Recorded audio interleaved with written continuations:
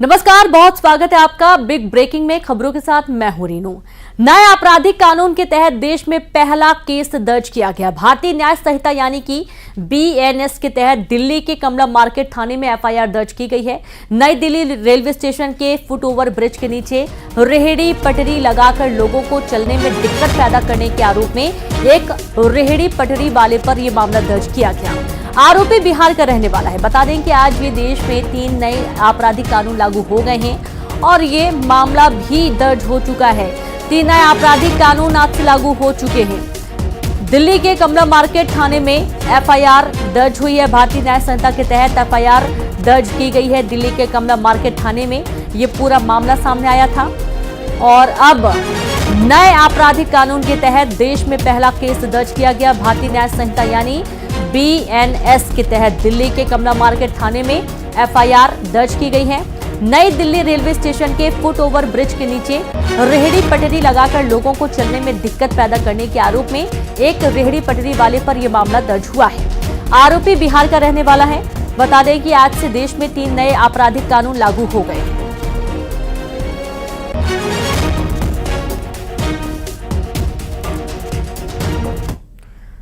MP में नए कानून के तहत पहला केस दर्ज भोपाल में हुआ है। भोपाल में 2 थानों जहांगीराबाद और हनुमानगंज थाने में FIR हुई है। तो वहीं जहांगीराबाद में बुजुर्ग महिला से मारपीट, तो वहीं हनुमानगंज में युवक के साथ मारपीट का मामला दर्ज हुआ है। मामले को लेकर भोपाल कमिश्नर हरि नारायण चारी मिश्र का कहना है कि नए कानून लागू होने के साथ ही जो पहले घटनाएं हुई हैं उनमें मामला दर्ज किया गया है। इसके साथ ही कमिश्नर की माने तो नए प्रावधानों के तहत भोपाल में 4,500 से अधिक जवानों को तैयार किया गया है, जिससे जटिल अपराधों के खिलाफ लड़ने में पुलिस को मदद मिलेगी। संभवतः प्रदेश की पहली जो FIR है भोपाल में हुई है। इसके लिए पुलिस ने लगातार तैयारियां की थी, क्योंकि इस तरह की नए परिवर्तनों के लिए 2 तरह पर संवर्धन की जरूरत थी। खासतौर पे तकनीकी रूप से अद्यतन करना, जिसमें कि पुलिस ने लगातार अपने जो CCTNS के सॉफ्टवेयर है उनको अपडेट किया, अद्यतन किया। दूसरी तरफ प्रशिक्षण दिया जाना। प्रशिक्षण के स्तर पर कई महीनों से लगातार बड़े प्रशिक्षण चल रहे थे। अगर हम खाली भोपाल की बात करें तो यहाँ पर लगभग 16 बड़े प्रशिक्षण शिविर आयोजित किए गए। कांस्टेबल लेवल तक पहुंचा गया। 4,500 से ज्यादा जवानों को प्रशिक्षित किया गया। नई जो प्रक्रिया है एक खास तौर पर 2 मामलों में बहुत ही ज्यादा प्रभावी है। खासतौर पर जो ऑर्गेनाइज क्राइम है उसके खिलाफ लड़ने में और राष्ट्र की सुरक्षा से जुड़े विभिन्न मुद्दे हैं उसमें काफी प्रभावी इसमें अंतर है। काफी इसमें प्रभावी सकारात्मक इसमें कई अंतर हैं, जो कि पुलिस को ऐसे अपराधों के खिलाफ, जटिल अपराधों के खिलाफ लड़ने में पुलिस को ज्यादा मजबूती करेंगे। साथ ही इस नए प्रावधान में कुछ नए तरीके के 6 ऐसे मामले हैं जिसमें नई तरीके की सामुदायिक सेवा से जुड़े हुए सामुदायिक सेवा की तरह के दंड का भी प्रावधान किया गया है। ये प्रावधान कई मामलों में कई विकसित देशों में इस तरह का प्रावधान पूर्व से है, लेकिन इस तरह को देने से 2 फायदे हैं। एक तो व्यक्ति में एक पहली बार अगर करता है, बहुत छोटे मामलों में अगर इस तरह का अपराध करता है तो उसको एक जिम्मेदारी का भी एहसास होगा और दूसरे अनावश्यक कई बार छोटे मामलों में जेलों पर जो अनावश्यक बोझ पड़ता है उससे भी लड़ने में मदद मिलेगी। नया आपराधिक कानून लागू होने पर रायपुर के सभी थानों में उत्सव मनाया गया। टिकरापारा थाना में हुए कार्यक्रम में राजस्व मंत्री टंकराम वर्मा शामिल हुए और इस पर पुलिस के आला अधिकारी मौजूद रहे। कार्यक्रम के जरिए नए कानून के बारे में लोगों को जागरूक किया गया।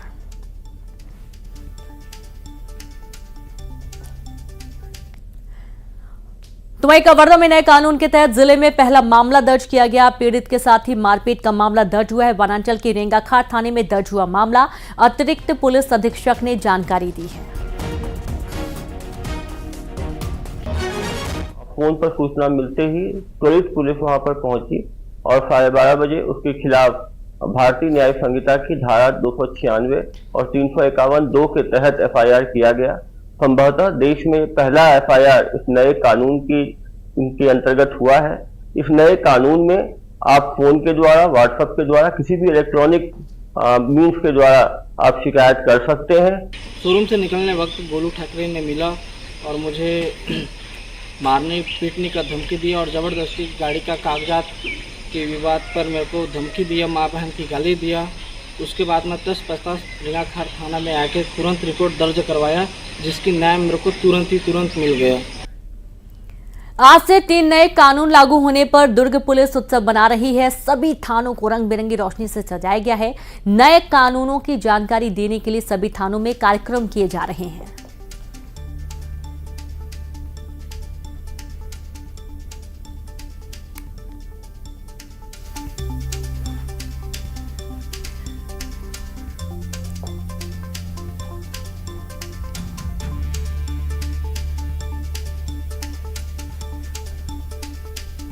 और चलिए सीधे रुक करेंगे भोपाल से वासु चौरे और कवर्धा से मनीष मिश्रा लाइव जुड़ गए हैं। तो सबसे पहले तो वासु के पास चलते। वासु, आप देख रहे हैं कि पूरे प्रदेश में जहां जहां पर नए मामले भी दर्ज हुए हैं तो वो नए कानून के अंतर्गत दर्ज हुए हैं। खुशी का माहौल भी देखा जा रहा है सभी जगह।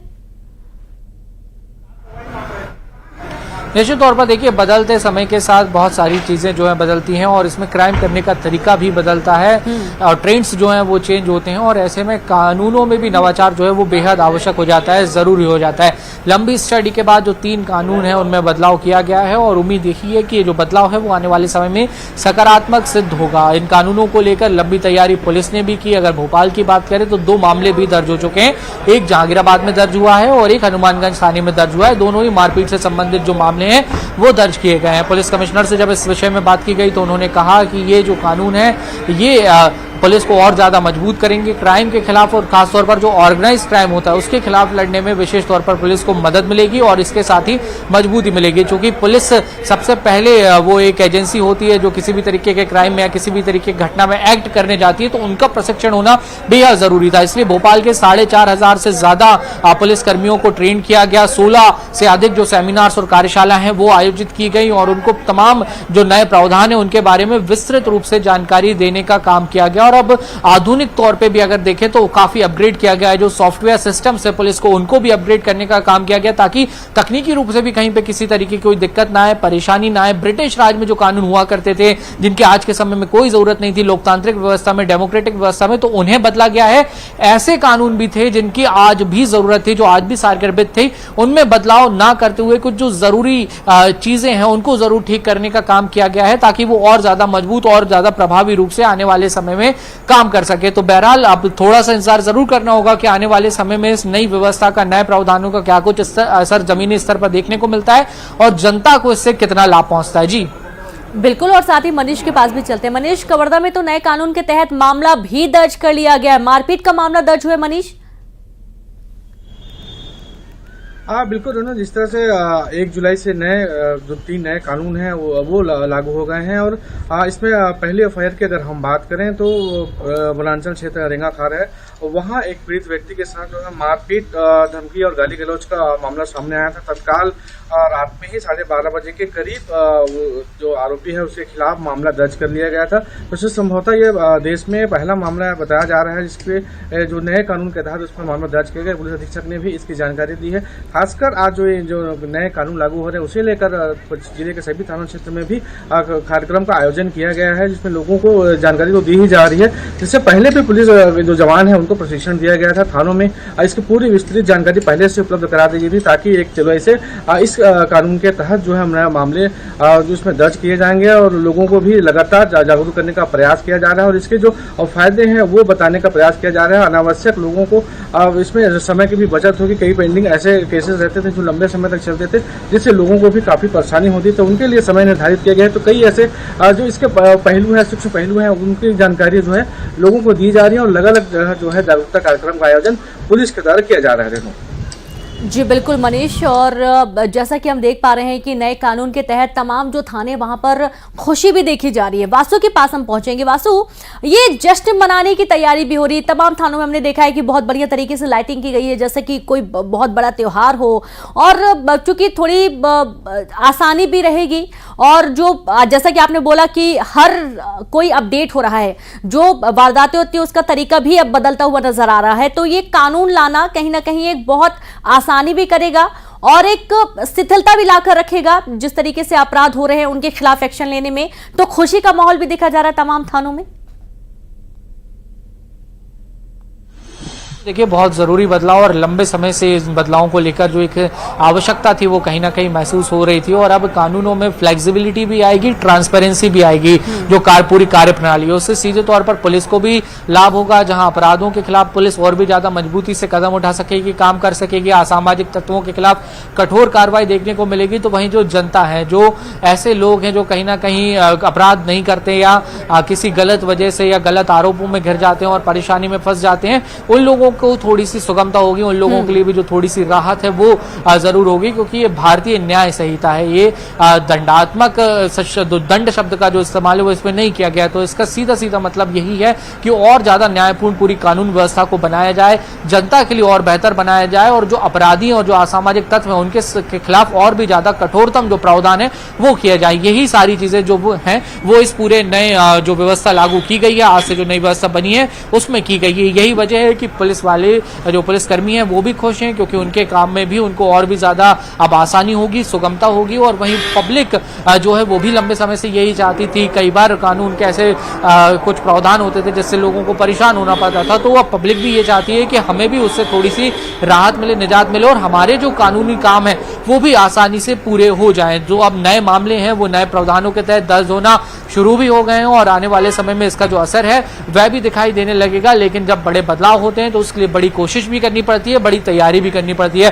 तो पूरे प्रदेश में इसको लेकर तैयारी की गई। डीजीपी सुधीर सक्सेना ने खुद तमाम आईजी हो, कमिश्नर्स हो, एसपी हो, इन सबसे बातचीत की, कॉन्फ्रेंसिंग की, और हर जिले स्तर पर जो है परीक्षण जो है वो पुलिस कर्मियों को दिए गए, सिपाहियों तक जो प्रशिक्षण है उसको पहुंचाने का काम किया गया, ताकि कहीं कोई कंफ्यूजन की स्थिति ना हो। जरूरी मॉड्यूल्स और जरूरी जो गाइडलाइंस हैं वो पुलिस वालों को दी गई हैं।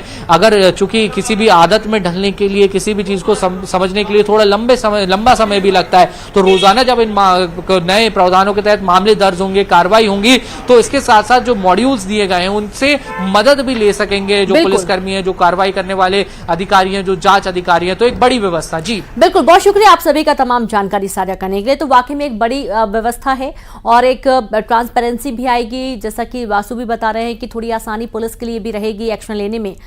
पंडित प्रदीप मिश्रा एक बार फिर घिर गए हैं, एक बार फिर ऐसा बयान दिया है कि माफी मांगने की नौबत आ गई है। हाल ही में इन्होंने राधा रानी पर टिप्पणी की थी, अब पंडित प्रदीप मिश्रा ने ताप्ती नदी पर बयान दिया है। ये रिपोर्ट देखिए।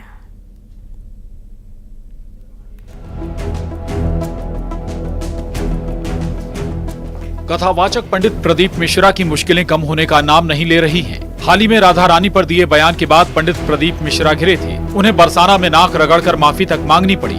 पंडित प्रदीप मिश्रा एक बार फिर निशाने पर हैं। इस बार उन पर ताप्ती नदी के अपमान का आरोप लगा है। मुल्ताई में ताप्ती नदी के उद्गम स्थल पर स्थित ताप्ती मंदिर के पुजारी ने प्रदीप मिश्रा के बयान पर आपत्ति जताई है और उनसे बयान के लिए माफी मांगने को कहा है। ताप्ती भक्तों के अनुसार पंडित प्रदीप मिश्रा भ्रामक जानकारी फैला रहे हैं। ऐसा कोई ताप्ती पुराण स्कंद पुराण में नहीं है। पंडित प्रदीप मिश्रा ने क्या कुछ कहा था, आप भी सुन लीजिए। यमुना जी का नियम था कि जिस समय यमुना के घाट पर भगवान रास करेंगे उस समय पर यमुना ठाकुर जी के श्री विग्रह पर आए हुए पसीने को पोंछने के लिए जाएगी। पर आज यमुना का रूप रखकर ताप्ती चली गई और ताप्ती ने जाकर भगवान के श्री विग्रह के पसीने को पोंछ दिया। तब यमुना जी आकर देखी तो मेरी छोटी बहन यहाँ खड़ी थी। छोटी बहन को देखकर तुरंत यमुना जी को गुस्सा आया। यमुना जी वहां से चली गई। जाकर यमुना महारानी ने ताप्ती से विनती करी, ताप्ती तूने ऐसा क्यों किया? ताप्ती कहती है मैं कृष्ण को अपना बनाना चाहती हूं। जानकर माता यमुना ने क्रोध में आकर ताप्ती को श्राप दे दिया। ताप्ती मैं तुझे श्रापित देती हूं, हे ताप्ती, दुनिया की किसी नदी में अगर अस्थियां विसर्जित होगी उनको गलने में 44 दिन लगेंगे, पर ताप्ती तेरे जल में अगर अस्थियां आएंगी तो तू तुरंत भक्षित करेगी, उसको तुरंत समाप्त करेगी। ताप्ती नदी पर पंडित प्रदीप मिश्रा की इस टिप्पणी का विरोध हो रहा है। ताप्ती मंदिर के पंडित सौरभ जोशी ने कहा कि उन्होंने ताप्ती नदी को लेकर गलत बयान दिया है। उन्होंने कहा कि पंडित प्रदीप मिश्रा को ताप्ती नदी के तट पर आकर माफी मांगनी चाहिए। श्री प्रदीप मिश्रा जी द्वारा एक कथा में मां ताप्ती विषयक अनर्गल जानकारी दी गई है, जिसका कि हम विरोध करते हैं। ताप्ती मैया सूर्य पुत्री है, यमुना उनकी बहना है और उनके विवाद का कहीं भी कोई उल्लेख नहीं आता। और ताप्ती मैया के द्वारा किसी भी प्रकार से कृष्ण पर मोहित होने का कोई प्रमाण उपलब्ध नहीं है। जो आरोप मिश्रा जी के द्वारा कथा में कहे गए वह पूर्णतः असत्य है। ताप्ती मैया के जल की बहुत सारी महिमा है, जिसमें अस्थियों का और बाल का विसर्जन करने पर वे जल रूप में परिवर्तित हो जाते हैं। यह एक बहुत ही अद्वितीय महिमा है और यह किसी श्राप के कारण नहीं है। इसलिए प्रदीप मिश्रा जी को मां ताप्ती के तट पर आकर ताप्ती मैया से माफी मांगना चाहिए और इस चीज का उन लोगों ने संज्ञान लेना चाहिए। कभी राधा रानी तो कभी ताप्ती नदी, पंडित प्रदीप मिश्रा लगातार ऐसे बयान दे रहे हैं जिन पर संत समाज तक नाराजगी जता चुका है, लेकिन इसके बाद भी ऐसे बयान दे रहे हैं। अब देखना है पंडित प्रदीप मिश्रा ताप्ती नदी के तट पर जाकर माफी मांगते हैं या नहीं। Bureau report, news 18। Congress fact finding committee की बैठक जारी है और राजीव भवन में हो रही बैठक, जहां कमेटी के सदस्य हरीश चौधरी की मौजूदगी में ये बैठक हो रही है।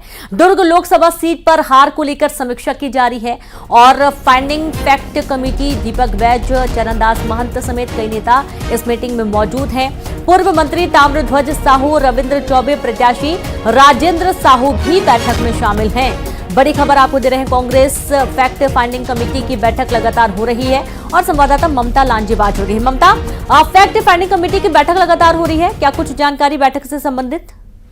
कांग्रेस फैक्ट फाइंडिंग कमेटी की आज की पहली बैठक शुरू हो गई है और आज दुर्ग संभाग जो है उसको लेकर सबसे पहले चर्चा हो रही है और दुर्ग और राजनांदगांव संभाग को लेकर चर्चा होगी। तो दुर्ग संभाग को लेकर भी ये जो बैठक चल रही है, हरीश चौधरी, विजय जहांगीर और पीसीसी अध्यक्ष दीपक बैज जो है वहाँ पे मौजूद हैं। हालांकि दीपक बैज पूरे समय मौजूद नहीं रहेंगे ताकि फ्री होकर जो है प्रत्याशी और जो पदाधिकारी वो अपनी बात कह सके। शुरुआत के तौर पर जो बैठक शुरू हुई है तो कई लोगों ने इस बात को लेकर भी नाराजगी दिखाई, जो प्रत्याशी हैं उन्होंने, और दूसरी तरफ अगर हम बात करें तो इस बात को लेकर भी बात कही गई कि वहां पर कार्यकर्ता जो है वो पर्याप्त नहीं थे, क्योंकि दुर्ग के जो बहुत सारे दुर्ग के जो हैं जो कई नेता जो है वो बाहर उन्होंने चुनाव लड़ा था। तो ये भी कहा गया है कि पर्याप्त जो कार्यकर्ता हैं वो समय उस लोकसभा के लिए मौजूद नहीं थे। दूसरी तरफ नाराजगी इस बात को लेकर कि जो बार बार ये बात आ रही कलेक्टिव लीडरशिप के साथ जो चुनाव लड़ा जाना चाहिए था वो नहीं दिखाई दिया। यही बात जो है वो बस्तर में भी कही गई, यही बात कांकेर में भी कही गई और अगर हम बात करें तो बिलासपुर में भी और सरगुजा में भी यही बात कही गई। तो बार बार कांग्रेस की जो फैक्ट फाइंडिंग है इसकी बैठक में यही बातें सामने आ रही है कि कहीं ना कहीं गुटबाजी जो है वो ज्यादा हावी रही और जिस तरह का सहयोग आपस में होना था वो नहीं रहा। दूसरी बात अगर हम बात करें तो सही समय पे स्थिति को नहीं भापा गया। तीसरे चरण के बाद एक तरह से कहें कि छत्तीसगढ़ में भी जो है वो यहाँ पर उस तरह से एक्टिव दिखाई दी जो पहले से होनी चाहिए। बहरहाल अभी बैठक चल रही है ऐसे। बिल्कुल, शुक्रिया आपका ममता तमाम जानकारी के लिए। तो फिलहाल बैठक लगातार की जा रही है और इस बैठक के बाद स्पष्ट हो पाएगा। हालांकि हार को लेकर मंथन किया जा रहा है। अब कोशिश ये है कि इस बार जहां जहां पर कमी रह गई है, क्या प्रभार देने में कमी रह गई है, प्रत्याशी चयन में गड़बड़ी पाई गई है, इन तमाम मुद्दों को लेकर बातचीत हो रही है। कांग्रेस फैक्ट फाइंडिंग कमेटी की बैठक लगातार हो रही है और इसके बाद ही स्पष्ट हो पाएगा कि क्या कुछ तय पार्टी के अंदर हुआ है, क्या कोई बड़े बदलाव हो सकते हैं, क्या कोई बड़े पद बदले जा सकते हैं। इन तमाम मुद्दों को लेकर बातचीत हो रही है।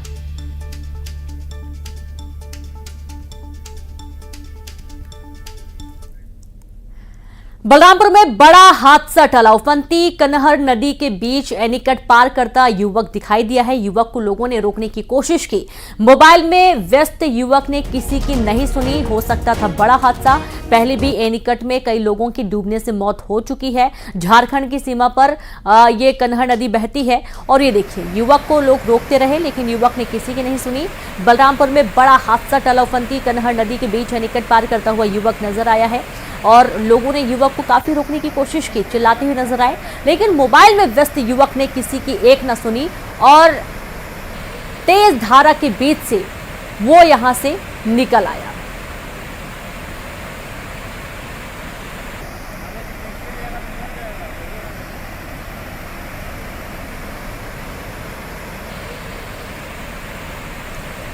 तो देखिए जो युवक है वो मोबाइल में व्यस्त था, उसने किसी की एक न सुनी और वो कनहर नदी पार करता हुआ निकल आया। एक बड़ा हादसा हो सकता था। लोगों ने रोकने की कोशिश की, काफी आवाज लगाई गई इसे, लेकिन इसने कुछ सुना नहीं और मोबाइल पर व्यस्त युवक, जो पुल है उसके ऊपर से पानी बह रहा है, एनीकट पार करता हुआ युवक नजर आया है।